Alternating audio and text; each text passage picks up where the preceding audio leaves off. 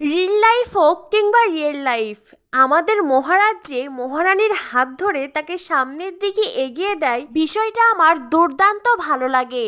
আমাদের মহারাজের এমন আচরণে তার দায়িত্ববোধের প্রকাশ পায়। আমাদের মহারাজের হাতে মহারানীর ফোন, নাকি মহারানীর হাতে মহারাজের ফোন, ফোনটা জারি হোক না কেন, পরিস্থিতি অনুযায়ী দুজনের হাতেই থাকে। আজ সেটা আবারও টের পেলাম। যাই হোক, এই সমস্ত গোপন কথা গোপনীয় রাখাই ভালো। চলে যাই স্টার জলসা পরিবার অ্যাওয়ার্ডের মঞ্চে। জলসা পরিবারের সদস্যদের হাতে পুরস্কার তুলে দিতে মঞ্চে আসেন আমাদের মহারাজ আর মহারানী। যদিও এর আগে মহারাজ এসেছিল সন্দীপ্তা সেনের সঙ্গে, আর এইবারে দুজনে একসঙ্গেই এসেছে। মহারাজ মহারানী একসঙ্গেই পুরস্কার তুলে দেয় প্রিয় বৌদি, প্রিয় দেবর ও প্রিয় ননদের হাতে।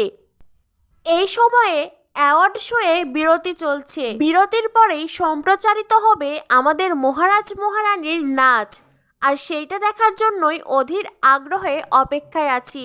পরবর্তী আপডেট পেতে আমাদের সাথেই থাকো। ধন্যবাদ সবাইকে।